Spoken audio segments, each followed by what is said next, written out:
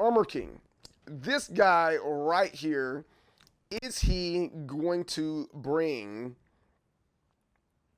Tekken back? I think that's the ongoing question that a lot of the community is wanting and hoping for is this guy right here coming back?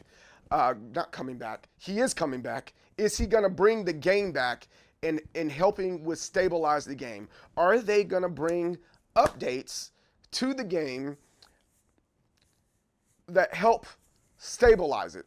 So I've seen in threads on X, on so many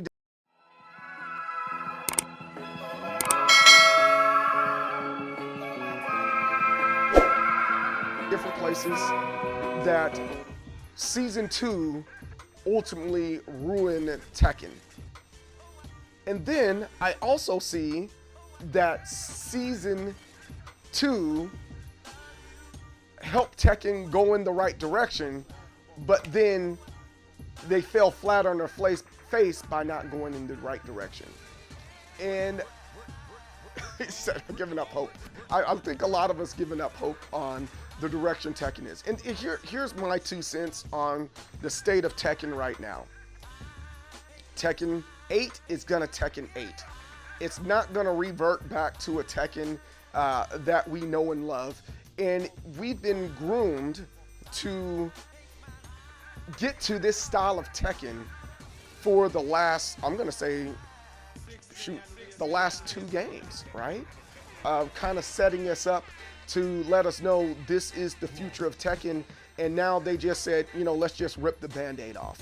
That's my opinion, right? And granted, I haven't always been a more aggressive playing Tekken player. And no, I'm not that high ranked, but I'm not freaking purple rank or red rank or anything like that. And for that matter, in some cases, rank doesn't matter. But I played enough to be like, hey, you know, they've been had this stuff in here, whether it's the rage arts or more aggressive play, more than they have had before. Going back to what I was originally saying about what I've been seeing is Season 1 of Tekken generally is what everyone complained about to begin with. And nobody liked it. And Season 2 came along. In my opinion, Season 1 wasn't good to begin with, and they continued down that same path of making the game that much more aggressive and awarding bad habits. I think we all can generally agree that we've gotten away with quite a few bad habits in the game that normally isn't there, or for that matter, bad habits that don't normally translate in other fighting games. Like if you start mashing in Street Fighter, you're gonna get hurt. It just kind of is what it is. And we can talk about how we're not talking about Street Fighter. However, you can talk about still how a lot of that legacy from Street Fighter still carries over, even though there isn't legacy in Street Fighter. Does that make sense? Does that make sense? I hope that makes sense. Even though there isn't legacy in Street Fighter, legacy still carries over in Street Fighter. And what Tekken has done is try to fill the gap between legacy players and casual players, and in my opinion, that's not the answer that we should be going for. Well, CJ, what answer should we be going for? We should keep it as is. And how do we keep that and allow casuals to continue to play the game and let them feel good and they want to buy the game and invest in DLC?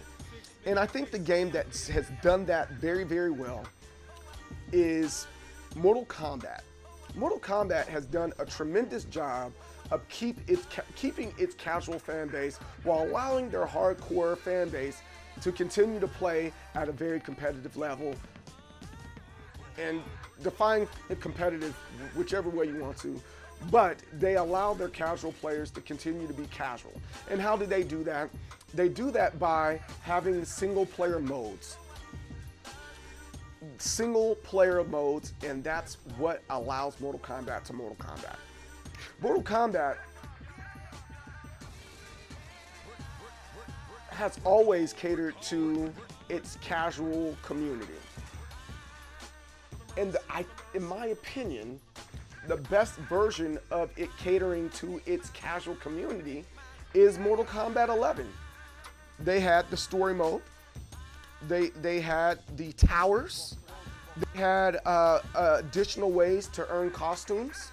And they had different challenges and weekly challenges. And then they also had the rank mode. And then on top of that, the rank reset itself every quarter or so. And then it allowed everybody to get back into the same pool so that you can compete to get to a higher level. And then it rewarded you again for getting back to that higher level that you were at before by giving you costumes. I think that was a really, really fun and great way to do things when it came to your casual fans. The recent Mortal Kombat, I think their issue wasn't necessarily because they were catering to their casual audience. I think it's because how drastic the gameplay had changed. Very similar to how with Tekken, how drastically the gameplay had changed is the reason why we're having a hard time with Tekken 8. The gameplay changed drastically. Mortal Kombat turned into a tag game versus being a game that we were used to, which is ultimately a 1v1 style game here. Getting back to Armor King here. Armor King is a character that I think we all know what's gonna happen. He's gonna come here and he's gonna be super OP. I think I'm gonna have to agree with chat right now and say, hey, Armor King is gonna be extremely OP.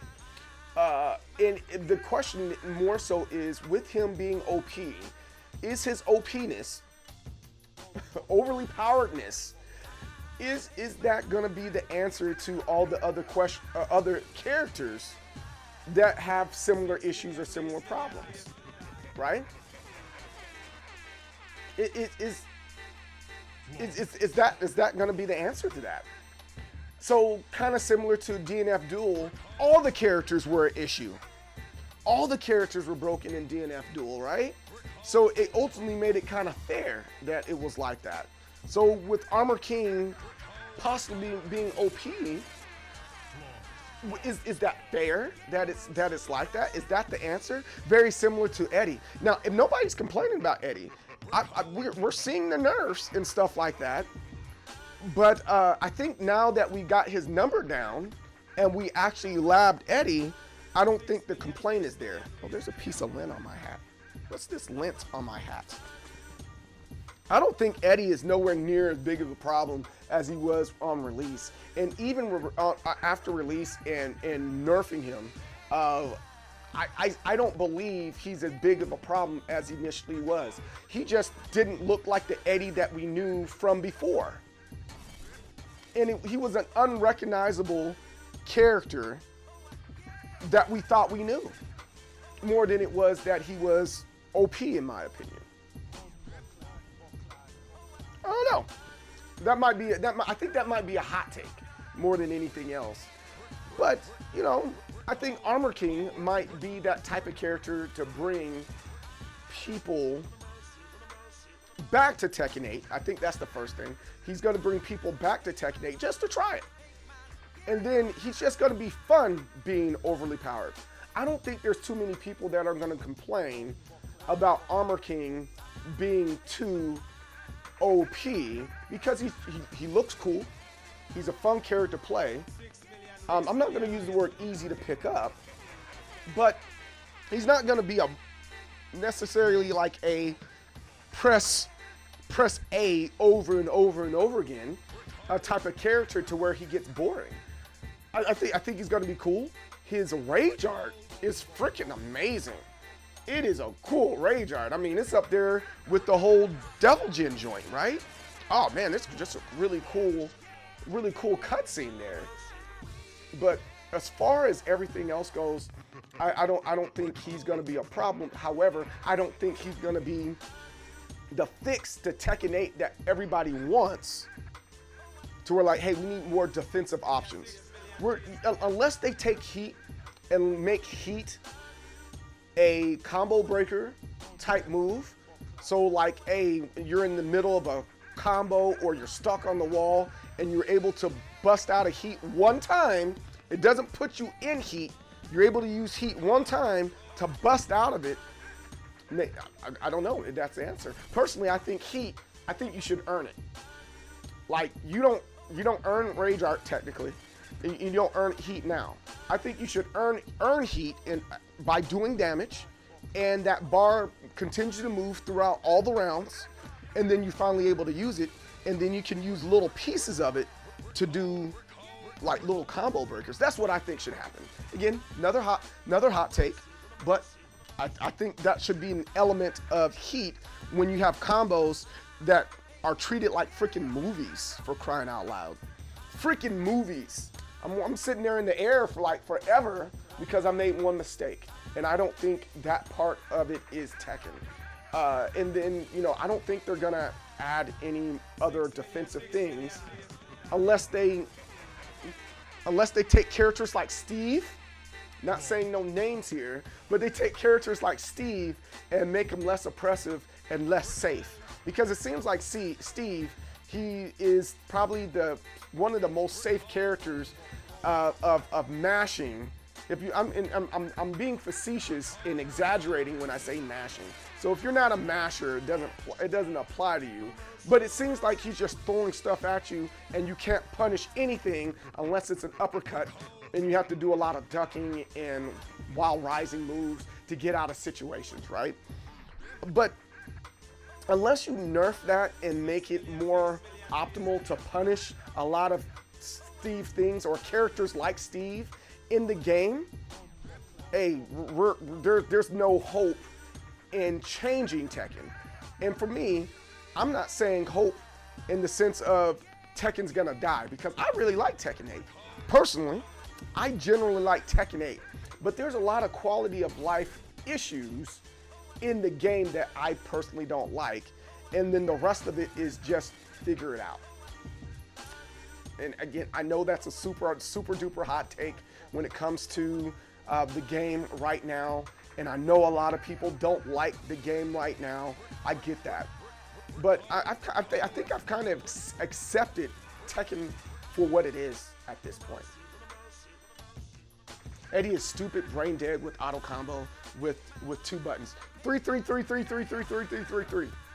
AK mains will be back playing, but won't.